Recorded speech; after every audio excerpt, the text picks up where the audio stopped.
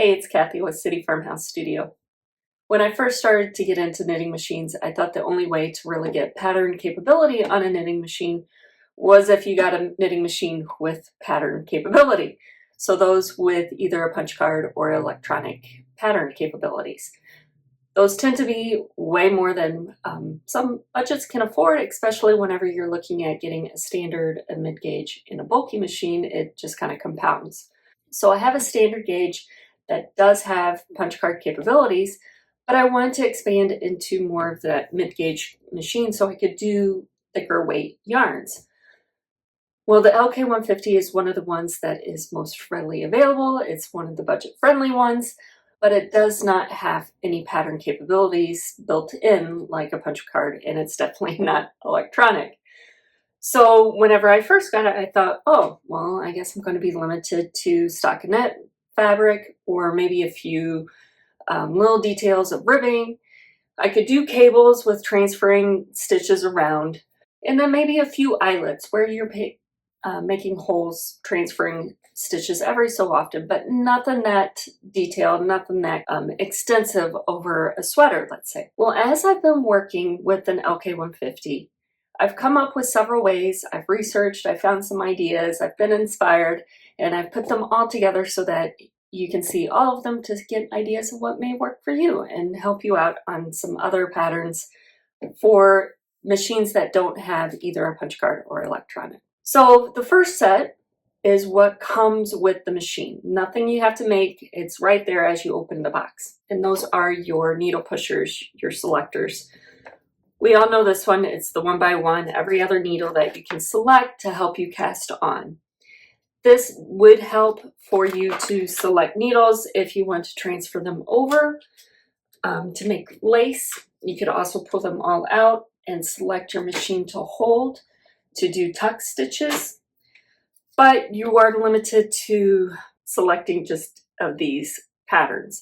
So you don't get that wide of an option for different patterns, but it is something that you have.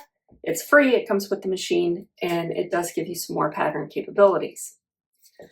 To kind of go along with that, like I mentioned, for the lace, the transfer tools, being able to move stitches over to create your eyelets, transferring them to be cables, you have capability. It is just hand movements that you have to do. You don't have a lace carriage that would do it for you, so you have to transfer everything by yourself, but it's capable.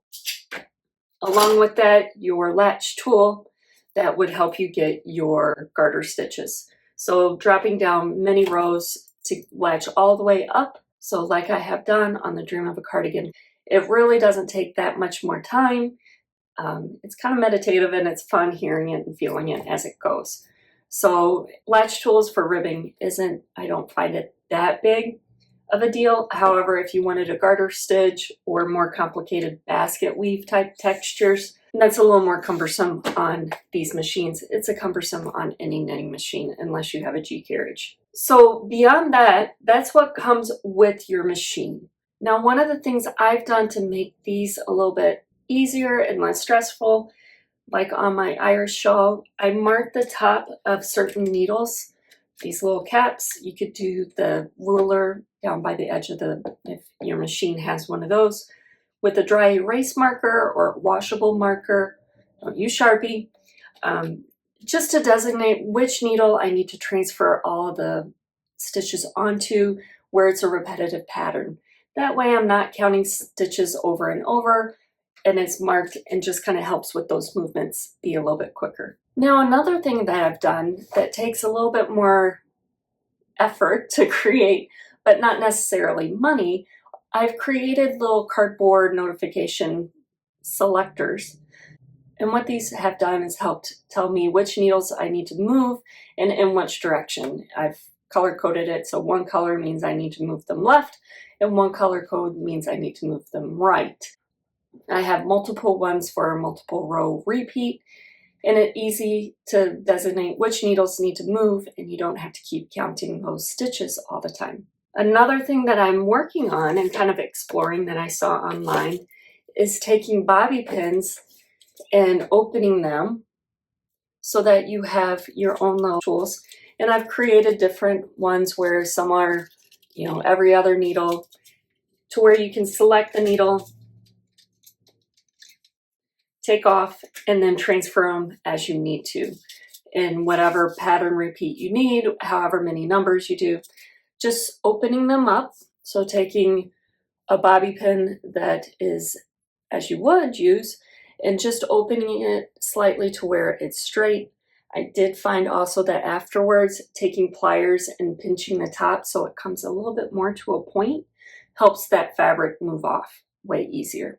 So once you have them open, just hanging them straight down on the needles at whatever pattern you want, cutting out some cardboard, and then hot gluing them, just leaving a little bit of a row because you do want depth to be able to select needles that are further back. And then I've also added hot glue more towards the top, and that just helps as you're pushing those needles back to help push, it pushes that needle.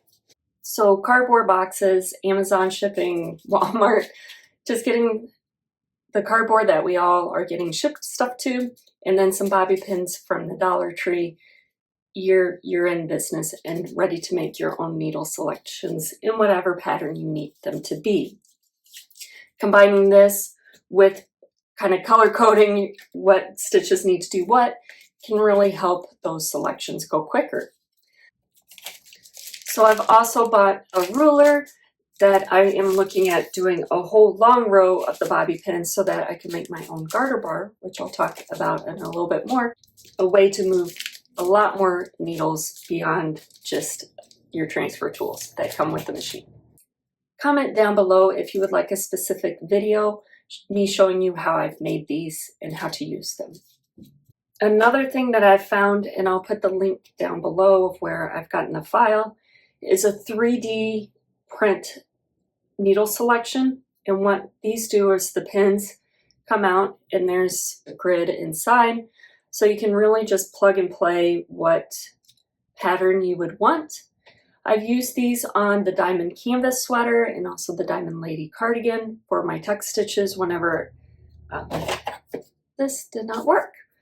So you can really get a whole bunch of different numbers. You can, however many you printed these, to select your needles to pull forward in whatever pattern you want. And it's very easy to repeat every row.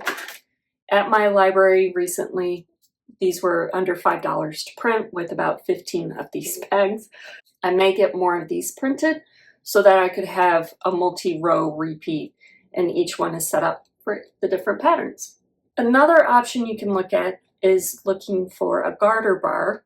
On Etsy and Amazon, you can find some laser cut ones. Reviews are a little bit mixed and the prices vary. So a garter bar allows you to pick up a full selection of needles and move them and flip them around as well.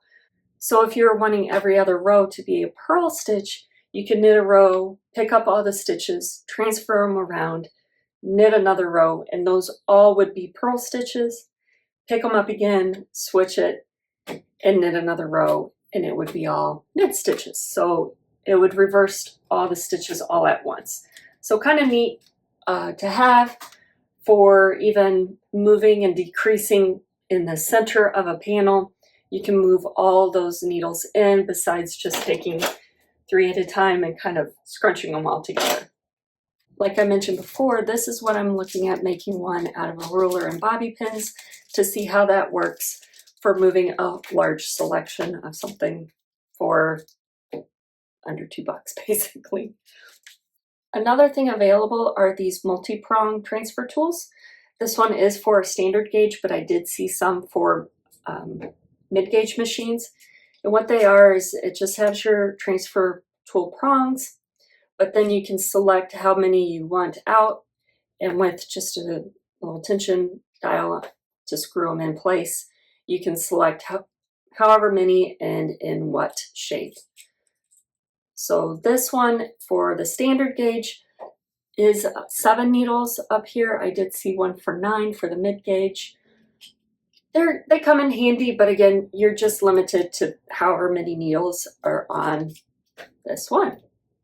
Currently for the one I saw today, for the mid gauge, it was 40 bucks.